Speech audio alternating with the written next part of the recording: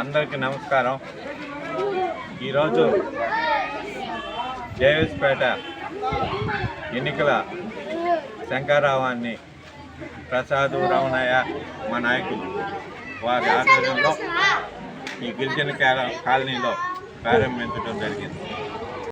అన్ని పథకాలు పేదలకే చెందేటట్లు జగన్మోహన్ రెడ్డి ఈరోజు అన్ని సంక్షేమ పథకాలు పేదలకు అందిస్తున్నారు.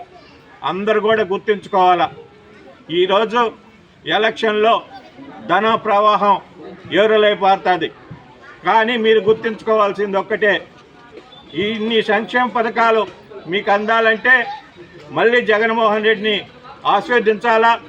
ఈ నియోజకవర్గంలో మన వైఎస్ఆర్ కాంగ్రెస్ పార్టీ అభ్యర్థి ప్రసన్న కుమార్ రెడ్డిని గెలిపించుకోవాలా. అలాగే మన పార్లమెంట్ అభ్యర్థి విజయసాయి రెడ్డి గారిని కూడా గెలిపించుకోవాల్సిన ఆవశ్యకత ఎంతైనా ఉంది. ఇది గుర్తుంచుకోవాలా పేద ప్రజలంతా. మీరే ఈ ఎలక్షన్ స్టార్ క్యాంపెయినర్లు అయితే ఏదైతే జగన్మోహన్ రెడ్డి చెప్పారో పేదలే ఒక స్టార్ క్యాంపెయినర్లు. మీరే పనిచేయాలా, మీరే ఒకరికొకరు చెప్పుకోవాలా. ప్రతి కుటుంబంలో మాకు మీ ఇంట్లో ఏం వచ్చాయి, మా ఇంట్లో ఏం వచ్చాయి అని చర్చ జరగాల. మీ ఇళ్ళ దగ్గరనే మీరే చర్చించుకొని మీ ఓటు మీకు మంచి జరిగి ఉంటే జగన్మోహన్ రెడ్డికి, ప్రసన్న కుమార్ రెడ్డికి, విజయసాయి రెడ్డికి వేయండి. మీకు మంచి జరగలేదంటే మీ ఇష్టం. మీరు ఒక్కసారి ఆలోచించండి. ఇన్ని వేలు రూపాయలు మన కుటుంబాలకు అందుతున్నాయి. పిల్లకాయలు విద్యకైతే అమ్మఒడి అయితే ఇచ్చాడు, చేయూత ఇచ్చాడు, వడ్డీ మాఫీ చేశాడు.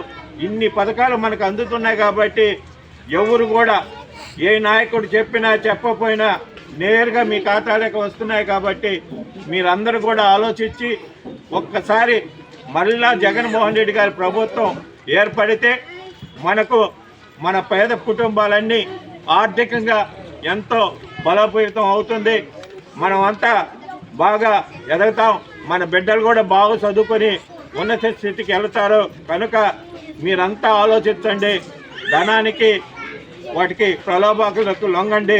డబ్బులు ఇస్తే తీసుకోండి. మరలా ఈ సంక్షేమ పథకాలు కొనసాగాలంటే జగన్మోహన్ రెడ్డిని గెలిపించాలా, ప్రసన్న కుమార్ రెడ్డిని గెలిపించాలా, విజయసాయి రెడ్డిని గెలిపించాలా.